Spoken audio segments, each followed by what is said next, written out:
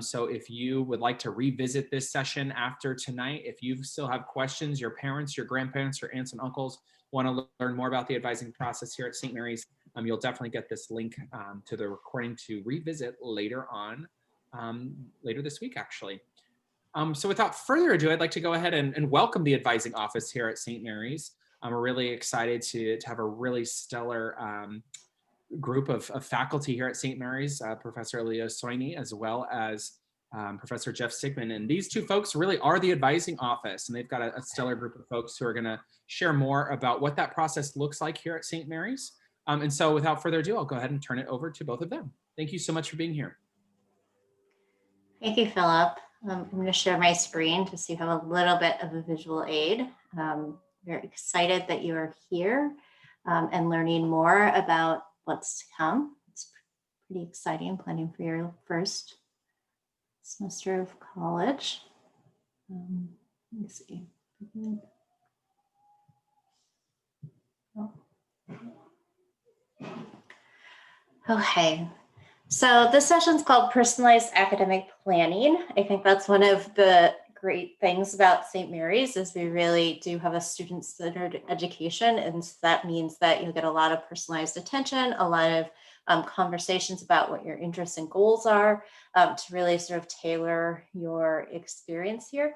That also means that sometimes it seems a little complicated because it isn't a one-size-fits-all, everybody does the same thing at the same time. And so there's some nuances here that we want to sort of explain to you just so that it's not confusing. Just to introduce ourselves again, I'm Aeleah Soine. I am a professor in the history department. So I usually teach modern European history. And I'm the director of academic advising. The advising office sounds sort of formal and intimidating. It's really mostly just Jeff and I and a bunch of different professors who work directly with students in their areas of interest. But it's not intimidating at all. Our email and phone number is there. You can contact us at any time. If you have a quick question, if you have a longer extended question that you want to have a Zoom chat about, whatever you need. It's pretty informal, but we're happy to help with whatever.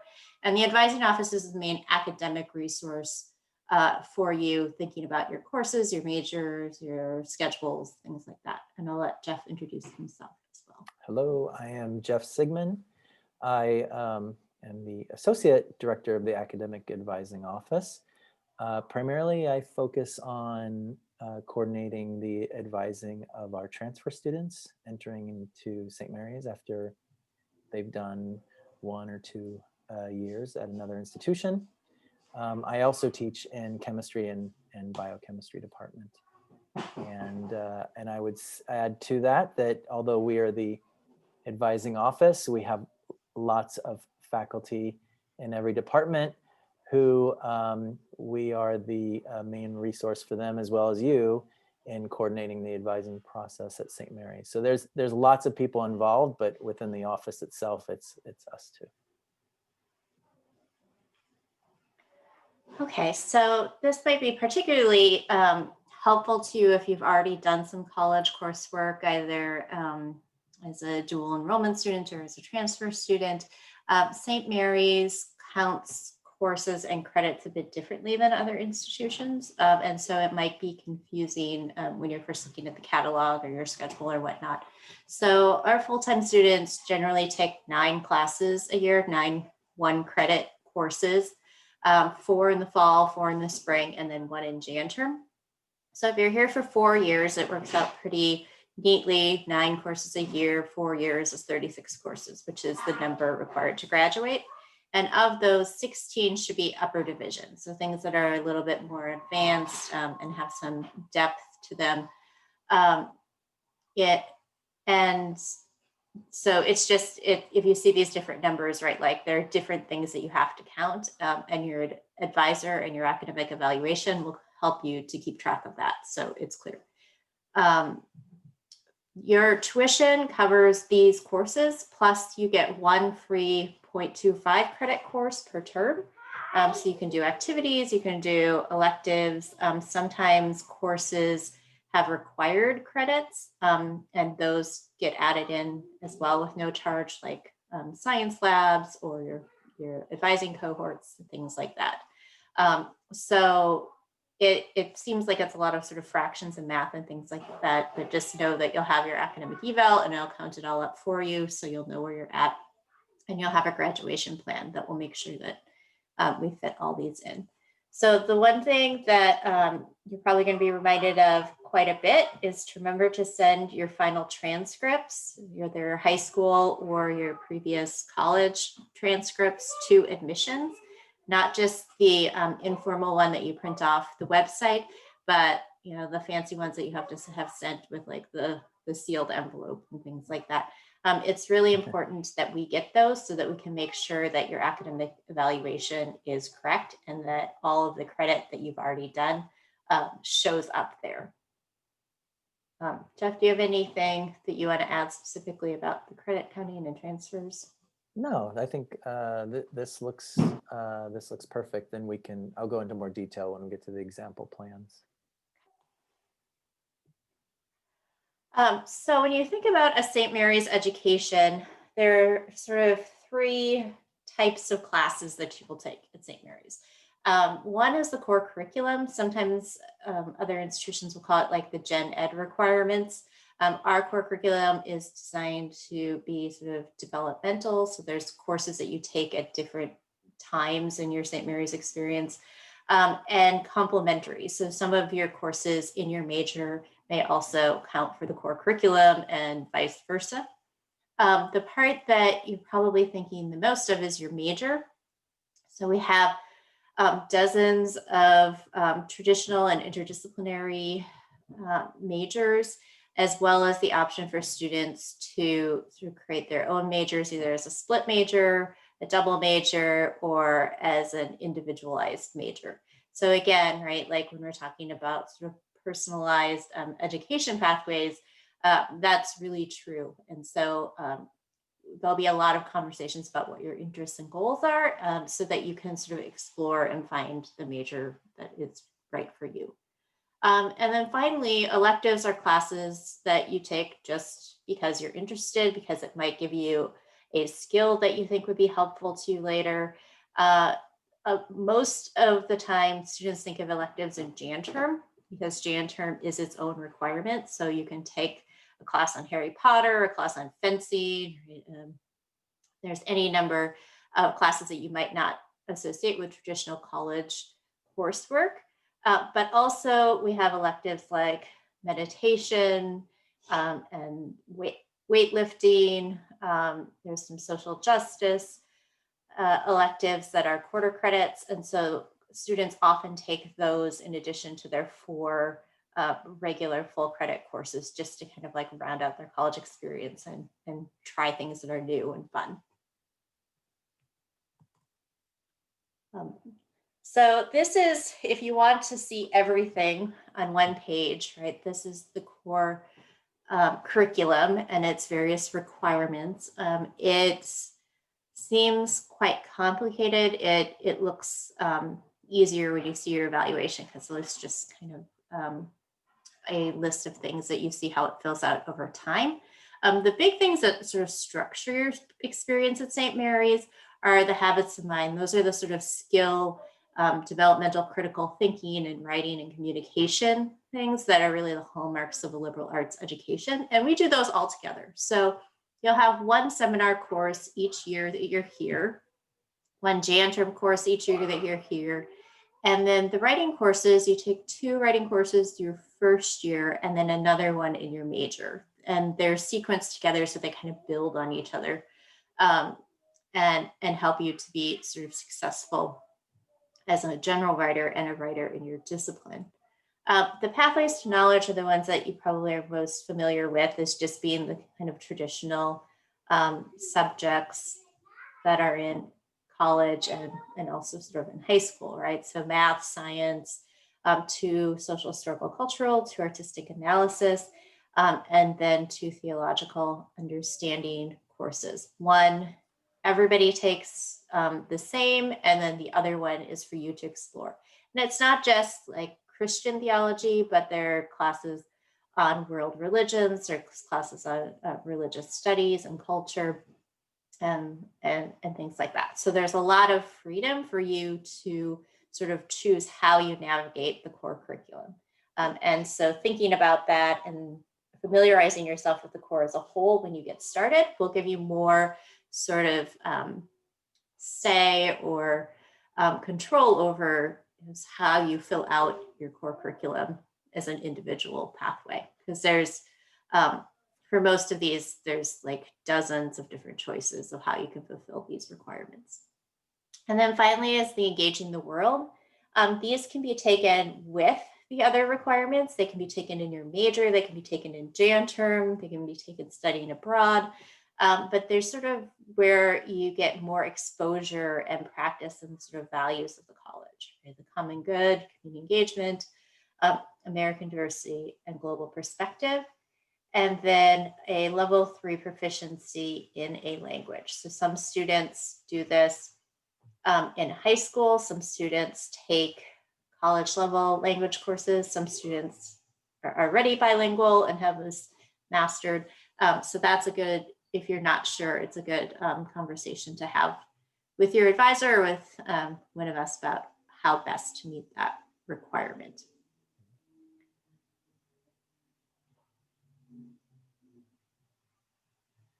And so, sorry. So if you're going to be here for 4 years, this is kind of an overview of what your 4 years looks like. Again, this is going to vary so much from person to person, but generally speaking, you might think about taking 2 major or minor courses and 1 core curriculum elective course, and then sort of 1 common core curriculum course per semester. That's kind of generally how it breaks out.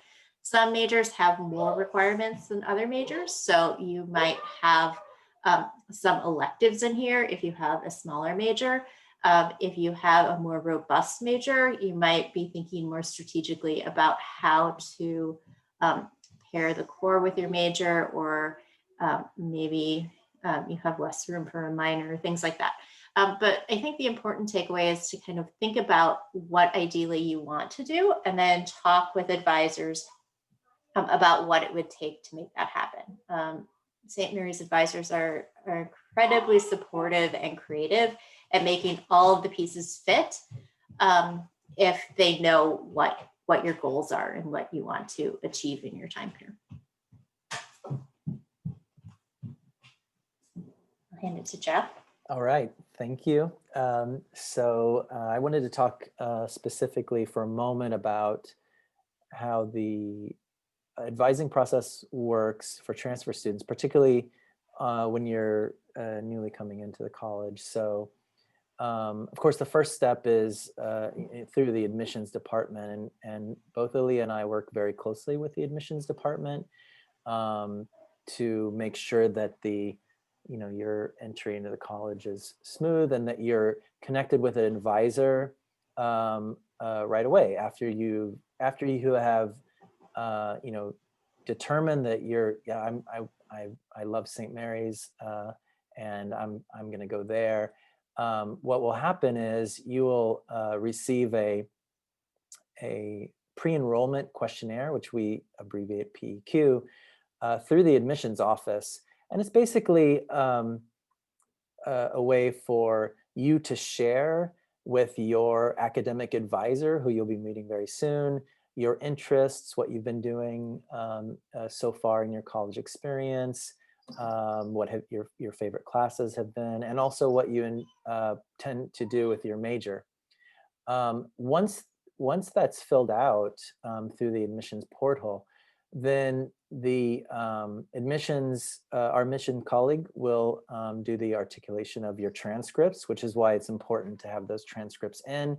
So basically what that means is they're going to take your previous work from college or through any preparatory work that you've done, and convert that into the equivalent credits and courses at St. Mary's. At that point, I will put you in touch with an academic advisor who will meet with you to discuss all the credits that you've transferred in, your academic evaluation, which is basically, here's what you have transferred in your core that fits in our core curriculum already. Here's what's transferred in that fits in your major already. And here's what you have left to do.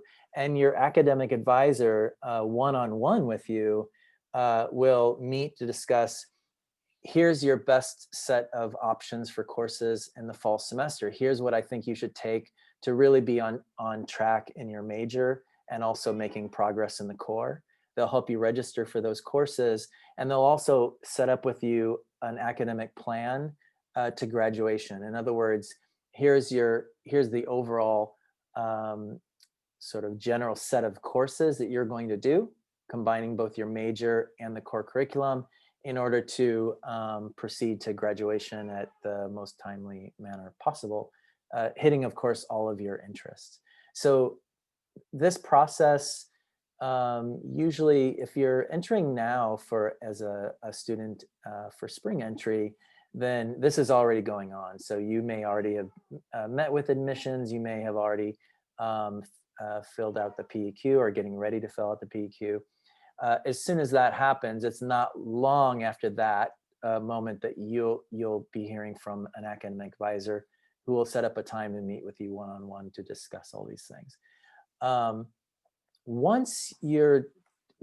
in the summer, if you're coming in for the fall, the process sort of happens continually, basically from April all the way through end of July, beginning of August. So in other words, if you have decided and that you're coming to St. Mary's through the admissions office in May and fill out your PEQ right after you've committed to coming, then your transcripts will be ready within usually a week. And I'll have an advisor talking with you, contacting you and talking with you within that week afterwards. And that happens throughout the summer. So students are meeting with their academic advisor through the summer to help register for their classes and make that plan to graduation. Once we hit the semester, so spring semester or fall semester, at that point, updates to the course schedule or adding and dropping classes happens through the registrar office, but also still in collaboration with your advisor. So your advisor is going to be accessible to you by email. Usually that's the primary contact, but if you have a question about a course or you think, oh, I think my work schedule has changed and I need to change this time for this course, and that happens as right before the semester, then your advisor will help you contact the registrar and make those types of changes. Aeleah, do you have anything to add? Did I leave anything out from that? This is an example academic plan for a transfer student. It's a 2-year plan. And what you see on the right-hand side in the academic plan is sort of what your advisor will help you devise, before you've started your first semester of classes here. And it includes the core curriculum courses that would be needed. You have a sampling of those, as well as some courses in your major. This one is for a psychology major. I want to add to what Aeleah said too, that while the core curriculum looks, you see 3 or 4 seminar courses, 3 writing courses, various pathways of knowledge courses, and while that seems like a lot, it isn't totally separate from your major. A lot of these things are very well integrated, and so and a lot of them overlap. So it's not always the case that you're taking a single course that meets each one of these requirements. So for instance, a lot of students might in their theological explorations course take a course on Islam or on Buddhism or a religion outside of the Western sphere, and those courses often also count for global perspectives. So there's other And that integration is on purpose. It's a part of how the core curriculum was designed. And so it is actually very achievable. And then of course, with the close contact with your faculty advisor, they help you to determine which courses best fit your interest, as well as meeting the requirements for your major and the core curriculum.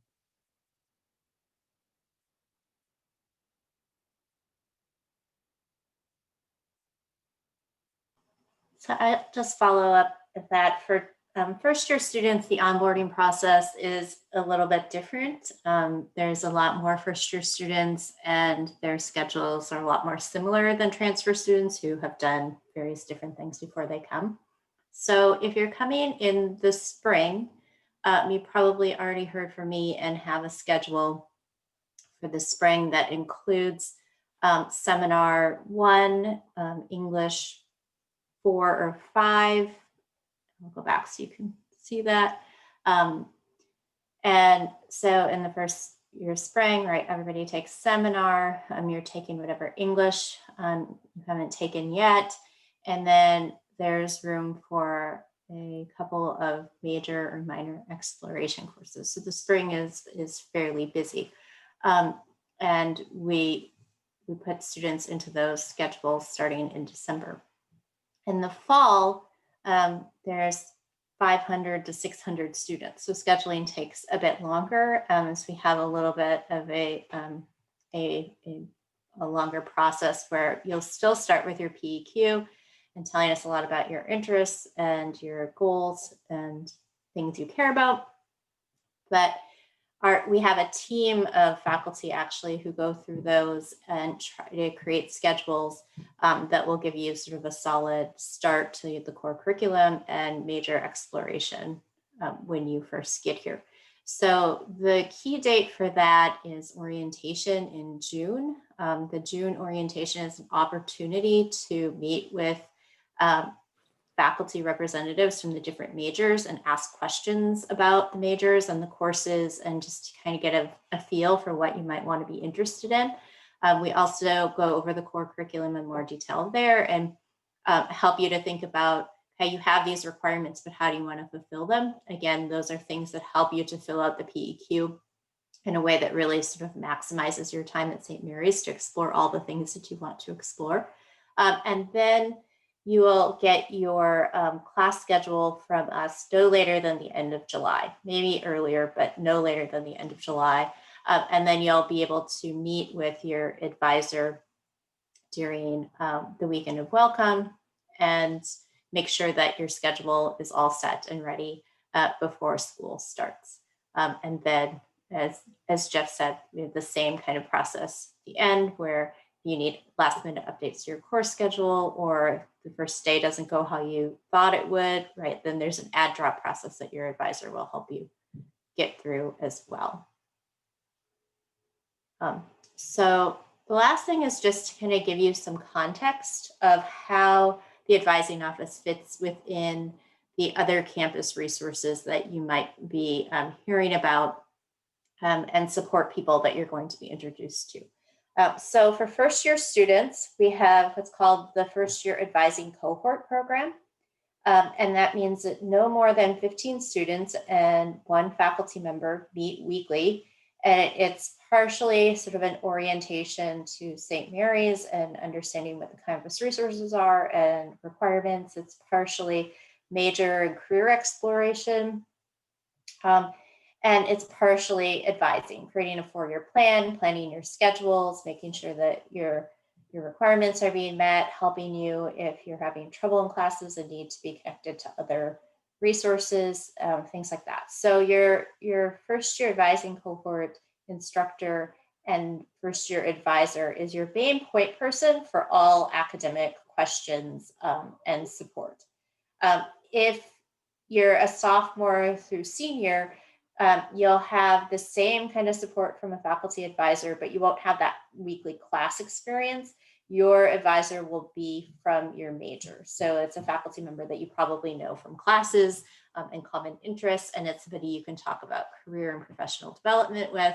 And usually you have an advisor then that stays with you for the rest of your time at St. Mary's. Not always, but usually. Jeff, do you want to talk about the transfer? Yeah, so that's pretty close to what happens with the transfer students. Most of the majority of transfer students, when they start with their advisor in the summer, say, for to talk about their schedule and academic planning, to go for the for fall, they will stay with that advisor throughout the rest of their time at the college. Every once in a while that does change, but generally they stay with their academic advisor then. And I think I agree that it's the strength of the advising process. I think that's similar for both is, but for transfer advising and also through the FYC program is you get to know a faculty mentor and advisor very well. There's a rapport and that you build with them through those one-on-one interactions. And I know from my own personal experience and advising first year students, for example, that really helps, that relationship, and students being able to come to you for advice, for help in classes, for questions about whatever they might have related to academics. And if it's something outside of academics that we can't answer, we know the resources to help point you to. And so really, I think for me, I would say one of the strongest things about the advising is that relationship building that happens with you and your advisor through these different support systems that we've set up, both transfer and the first year advising process. And this spring, for the first time, transfer students are also going to have an advising cohort, which will actually be taught by Jeff and I. So Yep. You're a transfer student, you'll get to know us better as well, in addition to your major advisor. The other area of campus is the student success offices. Sometimes they're called success coaches or C's coaches. You'll all be assigned to one. The HP program and transfer students have their own dedicated coach. Otherwise, you'll be assigned a coach with your FIAC, with the other students in your FIAC, so the coach can come to your FIAC and will have more of a background in the interests of your particular group. This is different than your academic advisor.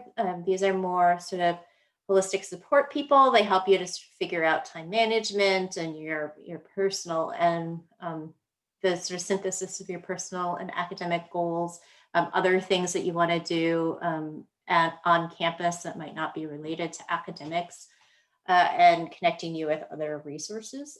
They work together very closely with your advisors, but they don't really work on scheduling or courses or requirements or your eval.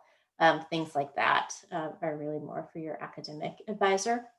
And then on the other side of campus is Student Disability Services. They coordinate accommodations and accessibility for classes. So again, they work very closely with your academic advisors and your course professors.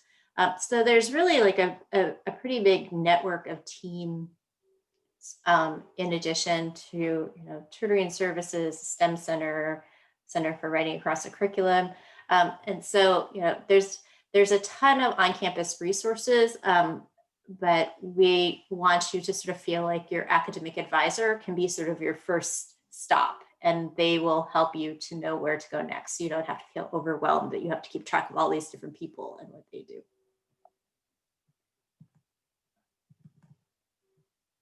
And that is really all we have, but we look forward to welcoming any questions you have about anything, really.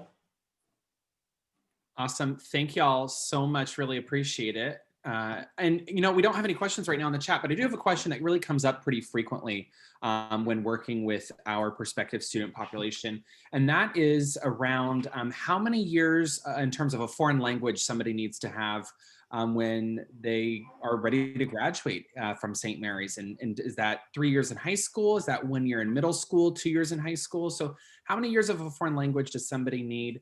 And then what type of grade do they need in order to satisfy our graduation requirement? Yeah, that's a really great question. So the language requirement is different than all of our other requirements because it's a proficiency-based requirement. And so that means that some students come to St. Mary's and are already done. They don't have to take any language classes because they might speak a different language at home, or they might have taken enough language in middle school and high school that they already have a level 3 proficiency. For those who don't have a previous proficiency in a language, there are different ways that you can demonstrate sort of partial mastery or higher placement. One way is that you've taken a college level language course. And so, for instance, if you took Spanish 1 at DVC, you could come here and start in Spanish 2. And then when you finish Spanish 3, then you would be done with that level 3 proficiency. A lot of students take language in high school. The conversion of high school language classes to college language classes is a little bit more complicated. If you take 3 years in high school of the same language, so like Spanish 1, 2, and 3, and 9th grade, 10th grade, 11th grade, or 10th grade, 11th grade, 12th grade, something like that, and you get all B's or higher, then that demonstrates level 3 proficiency. If you get a C+ one semester, if you started in 7th grade and then you sort of stopped in 9th grade, that would not meet the proficiency requirement. And you'd have to find another way of meeting the proficiency requirement. Usually those students, though, either based upon their transcripts or a placement exam, don't start over. Like the only students who really start in like level 1 language are students who have never studied that language at all, right? It's a true beginner class. So I think about 60% of our students come in with proficiency met, and I would say most students come in with some partial credit towards the language requirement. Awesome. Thank you so much for explaining that, Aeleah. And it's always really helpful, even as a refresh for us admissions counselors, to hear that over again as well. I do have a question from a student. How many electives can we take during January term? So January term is a pretty intensive and immersive experience. We have morning Jan term classes and afternoon Jan term classes. And so half of your day is in class, and then usually some more time on top of that doing homework and preparation for class. So students are only allowed to take 1 full credit Jan term class to fulfill their Jan term requirement. But again, we have those 0.25 elective courses that a lot of people take during Jan term just for fun. Again, like meditation, I think there's one on rock music, there's a dance class, so those are ways of doing other things in Jan term that count for credit, but aren't sort of a whole other course. I have another question in regards to the foreign language. So if a student completed Spanish 1 and Spanish 2 consecutively in high school, does that demonstrate any type of college level proficiency here at St. Mary's? Yes, so a placement coordinator would weigh your grades on your transcripts and how long you had studied the language for, and would give you partial credit. So it's really individualized.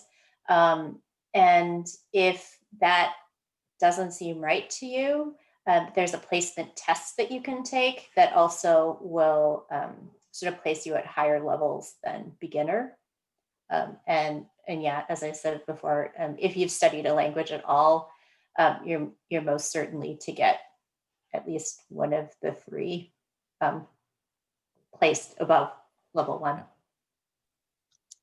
question regarding a first year here. So if I'm a first year and have about, let's say, 1 year of dual enrollment credits where I was part of like a middle college program, or I attended city college classes when I was a student in high school, will I still be a part of the first year advising cohort when I start at St. Mary's? Yes. So admissions, people might have more information on this as well, but I believe that if you take classes while you're in high school, you'll still come in as a first year student, and be placed in VIAC and all of that. Jeff can say more about this, but even if you're officially categorized as a transfer student, that option's still available. Yeah, that's correct. So in fact, we can use an example of a couple students who are entering for this spring, right? And they're first years, but they did a little bit, a few classes in their local community college first, transfer those courses in. But this is their first experience, you know, at the four-year institution. And they will be in a first year advising cohort. So I met with those students, helped them determine their schedule for the coming spring, and which included registration in their advising cohort. And then when spring starts, they will be with that faculty advisor and getting basically the same experience in terms of advising as all of our first year students. Did that answer it, Aeleah, anything? Thanks. Yeah. So I wanted to add about the Jan term course, just one little addition too, because I think the question was how many electives can we take in January term? And I would just add that January term is really an experience, an educational experience all to its own. It is sort of an elective experience in that it's not a part of your major when you take the January term. It's an intensive learning experience in one class over that period of time. Many of the January term classes historically, not this semester because we're online, but our travel courses. And a lot of the science students especially do travel courses during that time. They like the January term for doing that. But in addition, there's travel courses in science discipline available to all students within the January term experience. So I just wanted to add that in addition to the extra quarter credit class you can also take during that time. And then right now, during this January term, I just wanted to point out that there are some students who are doing individualized independent study during the January term. And so right now I have 2 students who are working on individual projects in the laboratory for biochemistry. And so that's another thing that you can do with your January term experience is the independent study. So I just wanted to add that in because I think it's an important aspect of the Jan term experience, you know, for total. Yeah. Yeah, just to throw out another example that actually made me think of too. In history, we have a public history internship. And so St. Mary's students can intern at the National Museum of American History in Washington, D.C. And then their Jan term experience is going to different museums in D.C. and writing reviews based upon their sort of like public history learning and finding out how different museums like operate and what their function is to the public. And so there is a lot of flexibility in Jan term to sort of create unique opportunities of things that you want to do that might not show up on our catalog or course listings. Mm-hmm. As somebody who took a Jan term class 4 different times during my time here at St. Mary's, it is one of the most incredible experiences that we really have to offer here, and is intense, but you have a lot of fun during Jan term as well, and definitely has the opportunity to take you all around the world too, which can be really fun as well. We've got another question regarding foreign language. Do we count American Sign Language here at St. Mary's as a foreign language? We do. We do. Yeah. In fact, that's pretty popular with many of the students who I've worked with who have transferred into college, especially, have studied American Sign Language for their language requirement. That we don't, do we teach American Sign Language here? I don't think we do. So when they have come in with that, sometimes they have one semester left, and so their advisor helps them to continue in that course even while they're here at St. Mary's, or in that language. Yeah. Great. Well, any other questions before we wrap things up tonight? Feel free to just send me a direct message or send them in the chat, and I'll make sure we ask those questions. I just really wanted to thank both Aeleah and Jeff for being here tonight, answering all these great questions. And this is also, like I said earlier, a great refresher for us admissions counselors as well to hear more about the advising process, because I think folks might not have a whole lot of questions now, but I guarantee you as the academic year goes on, questions seem to pop up. So I also just wanted to repost the contact information for the advising office, both their email address and phone number. So if folks would like to contact the advising office after tonight, you can definitely do that. And we'll be sharing the recording of this tonight, and hopefully the PowerPoint and presentation as well. So thanks again to both Aeleah and Jeff, and thank you to all of our participants tonight. We really appreciate it, and we hope everyone has a safe night. Take care, everybody. Thank you.